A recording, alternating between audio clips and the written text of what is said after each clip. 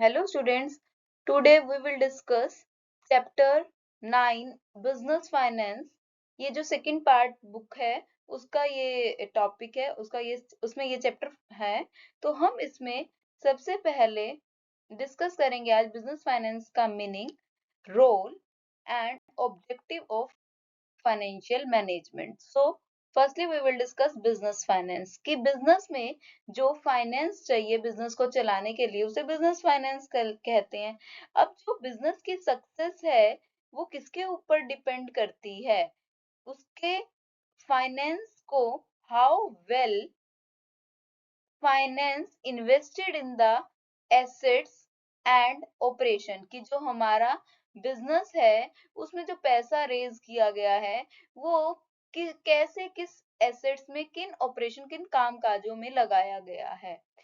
और दूसरा, how well और कितने अच्छे तरीके से वो फाइनेंस अरेंज किया गया। अच्छे से मतलब कि उसमें कॉस्ट कम हो, रिस्क कम हो। अब फाइनेंस को अरेंज हम इनसाइड द बिजनेस भी कर सकते हैं और आउटसाइड भी बिजनेस कर सकते हैं। आउटसाइड जैसे कि हमने शेयर्स इशू कर लिए, डिबेंचर इशू कर लिए, और इनसाइड जैसे कि जो हमारे बचा हुआ प्रॉफिट होता है जिसे हम रिटेन्ड अर्निंग कहते हैं या फिर फ्लोइंग बैक ऑफ प्रॉफिट कहते हैं, उस तरीके से हमने बचे हुए प्रॉफिट को दोबारा से री इन्वेस्ट कर दिया। तो डिपेंड करता है कि जो भी मैंने फाइनेंस रेज करा वो सबसे पहले क्या होना चाहिए, बिल्कुल सस्ता होना चाहिए, कम से कम कॉस्ट आनी चाहिए। और दूसरा, उसके बाद जो वो रेज किया हुआ पैसा है वो प्रॉपरली इन्वेस्ट किया जाना चाहिए अच्छे से अच्छे एसेट में, ताकि जो उससे रिटर्न आए वो ज्यादा से ज्यादा आए, और ऐसे ऑपरेशंस में लगाना चाहिए ताकि हमारा बिजनेस प्रॉफिट में जाए। So next is business finance, ये money required to carry out the business activity is called business finance, कि जो भी बिजनेस को चलाने के लिए पैसा चाहिए उसे हम बिजनेस फाइनेंस कहते हैं। अब बिजनेस में फाइनेंस की जरूरत हमें क्यों पड़ती है? where it is needed, it is needed in all business activity, कि हर एक एक्टिविटी में, बिजनेस की एक्टिविटी में पैसे की जरूरत पड़ती है। अगर हम बिजनेस को एस्टेब्लिश करना चाहते हैं, हम उसे चलाना चाहते हैं, उसे मॉडर्नाइज करना चाहते हैं, उसे बढ़ाना चाहते हैं, टू एक्सपैंड और टू डिवर्सिफाई। तो डिवर्सिफाई मतलब कि उसकी जो नई नई वैरायटीज उसमें ऐड करना चाहते हैं। तो हर स्टेज ऑफ लाइफ और बिजनेस एंटिटी में हमें बिजनेस फाइनेंस की जरूरत होती है, और हमें बिजनेस के एसेट्स को खरीदने के लिए भी हमें क्या चाहिए होता है? फाइनेंस। और बिजनेस में दो तरह के एसेट्स होते हैं, एक टेंजिबल और दूसरा क्या होता है? इंटेंजिबल। टेंजिबल में जो हमें दिखाई देते हैं अपनी आईज से, मशीनरी, फैक्ट्रीज, बिल्डिंग, ऑफिसेज, ये सब क्या है? Tangible asset. और इनटेंजिबल क्या होते हैं? जैसे कि ट्रेडमार्क, पेटेंट, टेक्निकल एक्सपर्टाइज, ये सब खरीदने के लिए भी हमें पैसे की जरूरत होती है। नेक्स्ट है, हमें डे टू डे बिजनेस के को चलाने के लिए हमें किसकी जरूरत पड़ती है? फाइनेंस की। जैसे कि अगर हमें कुछ भी खरीदना है, अपना इनपुट्स, और किसी के बिल पे करने हैं, सैलरी पे करनी है, डेटर्स कस्टमर से कैश कलेक्ट करनी है, तो इन सब ऑपरेशन को चलाने के लिए भी हमें क्या चाहिए होता है? कैश चाहिए होता है। तो बिजनेस को डे टू डे ऑपरेशन के लिए भी बिजनेस फाइनेंस की जरूरत पड़ती है। नेक्स्ट है, availability of adequate finance is crucial. जो भी हमारी बिजनेस ऑर्गेनाइजेशन है उसके पास हर वक्त जब भी हमें पैसे की जरूरत हो, तो एडिक्वेट मतलब प्रॉपर अमाउंट में फाइनेंस होना बहुत ही क्रूशियल है, मतलब बहुत ही इंपॉर्टेंट है। तभी बिजनेस का क्या हो सकेगा? सर्वाइवल हो सकेगा, मतलब वो लंबे समय तक बिजनेस सर्वाइव कर सकेगा। और दूसरा, ग्रोथ मतलब कि उसकी सेल, प्रॉफिट, उसके नंबर ऑफ एम्प्लॉय, ये सब बढ़ते रहेंगे। पर अगर एडिक्वेट फाइनेंस नहीं होगा तो लंबे समय तक बिजनेस सरवाइव नहीं कर सकता, और बिजनेस की ग्रोथ तो दूर की बात, जब सरवाइव ही नहीं कर सकता तो ग्रोथ तो कैसे ही होगी। नेक्स्ट टॉपिक है फाइनेंशियल मैनेजमेंट। फाइनेंशियल मैनेजमेंट का मतलब क्या होता है? फाइनेंशियल मैनेजमेंट मतलब फाइनेंस को मैनेज करने के लिए। फाइनेंस फाइनेंशियल मैनेजमेंट एक टर्म है जो क्या करती है, किससे रिलेटेड, क्या मैनेज करती है? फाइनेंस को। तो फाइनेंस को मैनेज करना मेनली दो बातें होती हैं, ऑप्टिमल प्रोक्योरमेंट और second is usage of finance. Optimum procurement का मतलब क्या होता है कि अच्छे से फाइनेंस को प्रिक्योर किया जाए, इकट्ठा किया जाए। तो इसमें अच्छे से कम कॉस्ट में। और यूजेस ऑफ फाइनेंस मतलब जितने भी अट्रैक्टिव एक्टिविटीज हैं, उनमें से फाइनेंस को किस पर्टिकुलर एक्टिविटी में लगाया जाए।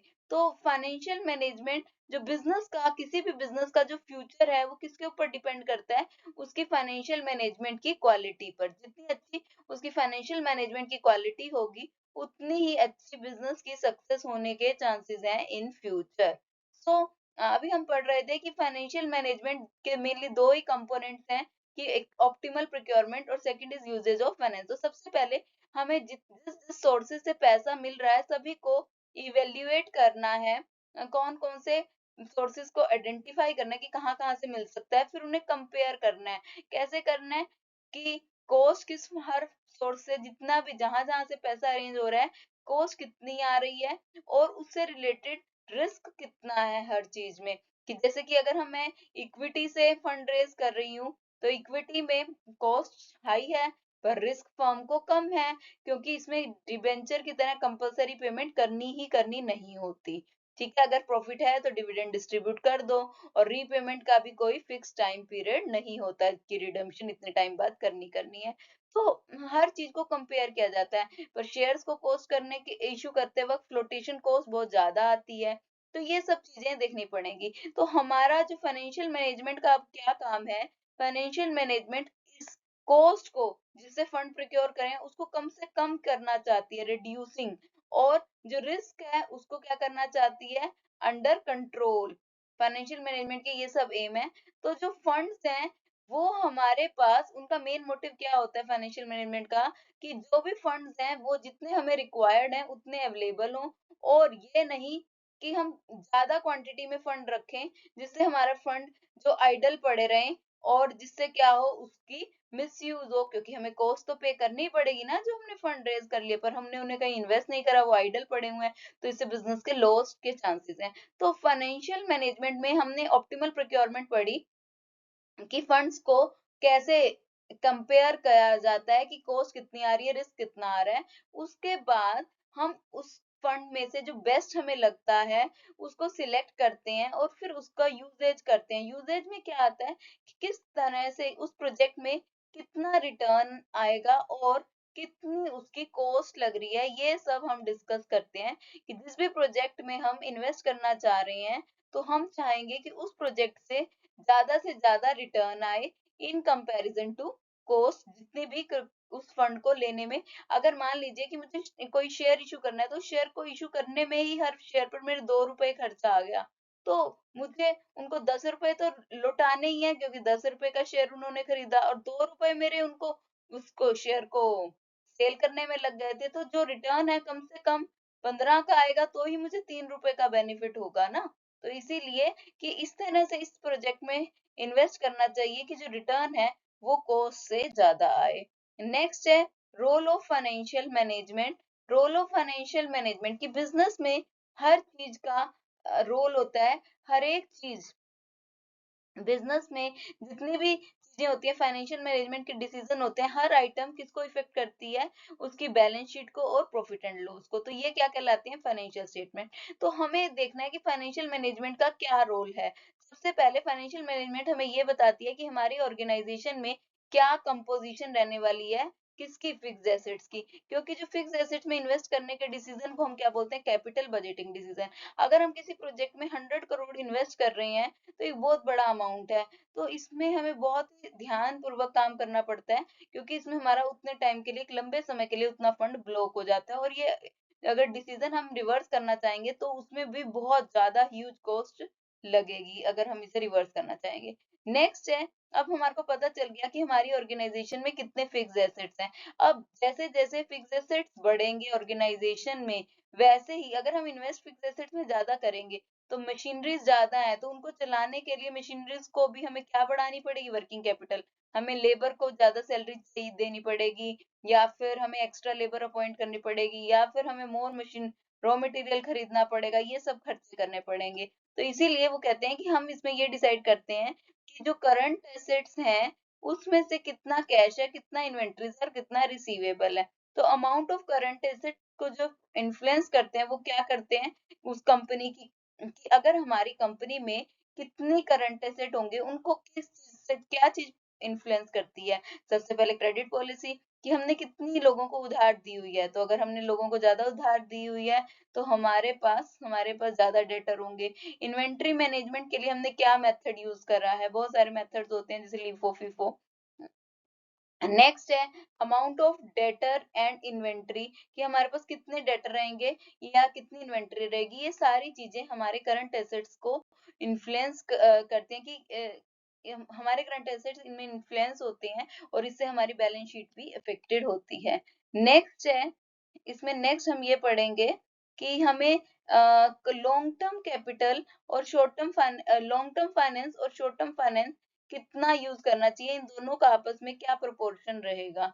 तो हमें क्या करना पड़ता है फाइनेंशियल मैनेजमेंट में, हम ये डिसाइड करते हैं कि कितना प्रोपोर्शन हमारे, जितना पैसे हमने रेज करे हैं उसमें से शॉर्ट टर्म के लिए कितने पैसे रेज करें और लॉन्ग टर्म के लिए कितने। तो हमें चॉइस करनी पड़ती है शॉर्ट टर्म में। अगर हम ज्यादा पैसे अरेंज करेंगे तो हमारी लिक्विडिटी पोजीशन गुड होगी, मतलब हमारे पास बहुत सारा कैश होगा। पर वही कैश अगर हमारे पास वो यूज नहीं हो पा रहा, क्योंकि हमें हमने अपने पास कैश रखने की सोची है, बट अगर हम थोड़ा सा कैश कम लेकर चलते तो वो पैसा कहीं ना कहीं इन्वेस्ट होता और उससे क्या आ रहा होता प्रॉफिट। तो अगर हम हायर लिक्विडिटी की चलेंगे तो हमारी प्रॉफिटेबिलिटी कम होगी। तो लिक्विडिटी अगर हाई होगी तो प्रॉफिटेबिलिटी क्या होगी, कम होगी। तो ये आपको बात समझनी चाहिए। नेक्स्ट है long term financing into debt and equity. अब हमने ये डिसाइड कर लिया कि लॉन्ग टर्म सोर्सेज कितने होंगे, से कितना रेज करेंगे और शॉर्ट टर्म सोर्सेज से कितना। अब लॉन्ग टर्म सोर्सेज में भी हमें ये डिसाइड करना है कि हमारे लॉन्ग टर्म सोर्सेज में भी डेट बोरोड फंड कौन से होंगे और ओनर्ड फंड कौन से होंगे, क्योंकि जो डिबेंचर होता है वो किसमें आता है, बोरोड फंड, और ये कौन सा होता है, बोरोड फंड।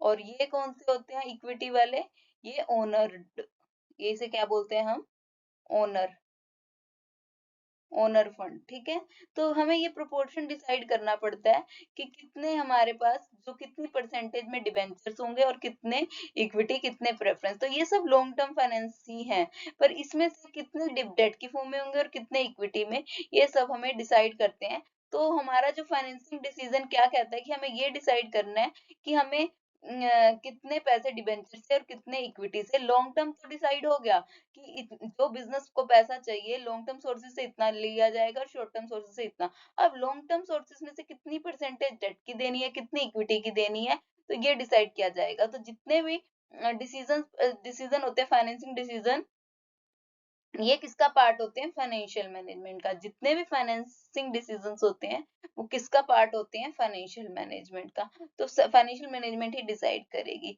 नेक्स्ट है हर एक आइटम जो भी होती है वो किसको इफेक्ट करती है, प्रॉफिट एंड लॉस को। जितने भी फाइनेंसिंग डिसीजन है हमारे, सबसे पहले कि अगर हमने डिबेंचर ज्यादा इशू करे तो हमें ज्यादा इंटरेस्ट की फॉर्म में पेमेंट करनी पड़ेगी, वो भी हमारी इंटरेस्ट, प्रॉफिट एंड लॉस को इफेक्ट करेगा। तो अगर हम ज्यादा इक्विटी इशू करेंगे तो हमें डिविडेंड की पेमेंट करनी पड़ेगी ज्यादा। अगर हम बिजनेस को एक्सपैंड करते हैं तो हमें क्या करना पड़ेगा, कैपिटल बजटिंग डिसीजंस लेने पड़ेंगे। तो हर एक चीज, कैपिटल बजटिंग डिसीजन ज्यादा होंगे तो क्या होगा, ज्यादा फिक्स्ड एसेट्स में इन्वेस्ट होगा तो फिर डेप्रिसिएशन भी क्या हो जाएगा, बढ़ जाएगा। तो इससे क्या होगा, सभी आइटम इफेक्ट करती हैं, किसको इफेक्ट करती हैं, प्रॉफिट एंड लॉस अकाउंट को। नेक्स्ट है ऑब्जेक्टिव ऑफ फाइनेंशियल मैनेजमेंट। ये थोड़ा इंपॉर्टेंट टॉपिक है और ये बहुत इजी से समझा जाएगा। तो ऑब्जेक्टिव क्या है, कि फाइनेंशियल मैनेजमेंट का ऑब्जेक्टिव क्या है। नाम से ही पता चल रहा है कि फाइनेंस का मतलब वेल्थ। तो किसकी वेल्थ को बढ़ाना, मैक्सिमाइज करना, शेयर होल्डर की वेल्थ को। किसकी वेल्थ को मैक्सिमाइज करना, शेयर होल्डर की वेल्थ को। ये किसका ऑब्जेक्टिव है, फाइनेंशियल मैनेजमेंट का। तो इससे अब फाइनेंशियल किसी भी शेयर होल्डर की वेल्थ कैसे बढ़ेगी, कि मान लीजिए कि मैंने एक शेयर खरीदा हुआ है, उसका प्राइस 10 रुपए है।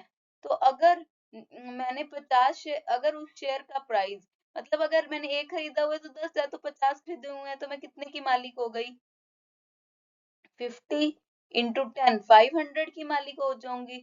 बट अगर यही एक शेयर का प्राइस 10 से बढ़कर कितना हो जाता है, 20 हो जाता है, तो मैं अब कितने की मालिक हो जाऊंगी, 20 शेयर्स, 20 × 50, तो ये हो जाऊंगी मैं 1000 शेयर्स की मालिक। तो 1000 रुपए की वैल्यू की शेयर होल्डर की, मतलब देखिए खरीदे तो मैंने सेम नंबर ऑफ शेयर थे, कितने, 50। पर पहले उनकी वैल्यू 10 थी, तो मैं कितने की मेरी वेल्थ थी 500, बट अब उनकी वैल्यू कितनी हो गई 20, तो मैं कितने की मालिक बन गई 1000 की। तो मेरा सीधा का सीधा मेरी वेल्थ मैक्सिमाइज हो गई। तो यही कारण है कि अगर शेयर होल्डर की वेल्थ को मैक्सिमाइज करना है तो क्या करना पड़ेगा, market price of the share को बढ़ाना पड़ेगा कि उस कंपनी के शेयर का मार्केट में प्राइस बढ़ जाए, क्योंकि कंपनी के जितने भी फंड्स होते हैं वो किससे बिलोंग करते हैं, शेयर होल्डर को। अब जिस मैनर में कंपनी उन्हें इन्वेस्ट करती है और उनसे इंटरेस्ट कमाती है, जो कंपनी अच्छा इंटरेस्ट कमा रही होगी उन पैसों से, उसने अच्छे से इन्वेस्ट करा होगा, तो ऑटोमेटिकली उस कंपनी का मार्केट प्राइस, मार्केट में उस कंपनी के शेयर की वैल्यू भी बढ़ जाएगी। तो इससे क्या होगा, जब कंपनी के शेयर की वैल्यू बढ़ेगी तो इससे इक्विटी शेयर होल्डर को बेनिफिट होगा, उनके शेयर की वैल्यू ऑटोमेटिकली बढ़ जाएगी।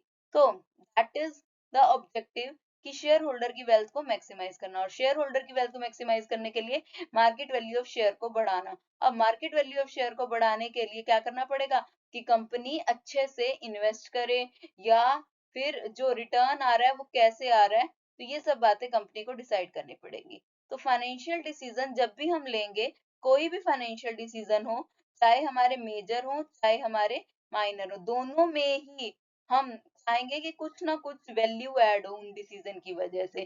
क्यों वैल्यू ऐड कब मानी जाती है, अगर उस डिसीजन से जो बेनिफिट हुआ है उस डिसीजन की कॉस्ट इन्वॉल्व से ज्यादा है। मतलब मैंने किसी भी प्रोजेक्ट में अगर 15 रुपए इन्वेस्ट करे हैं, कॉस्ट आई है, तो मेरे को उससे रिटर्न 20-25 कुछ भी मिलना चाहिए, तो उसका मतलब उस वैल्यू ऐड हो रही है।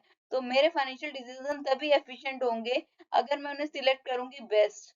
किसमें से, देखिए मेरे पास बहुत सारे अल्टरनेटिव है, 1 2 3 4, तो मैं उसमें से बेस्ट सिलेक्ट करूंगी, और जो बेस्ट सिलेक्ट होगा वो क्या कहलाएगा, वो फाइनेंशियल डिसीजन एफिशिएंट। एफिशिएंट मतलब कि जिसमें हमें कॉस्ट कम आ रही है, तो that is called efficient financial decision. Thank you. Please like share and subscribe to my channel, और इसका नेक्स्ट जो रिमेनिंग पोर्शन है इस चैप्टर का वो हम नेक्स्ट वीडियो में डिस्कस करेंगे।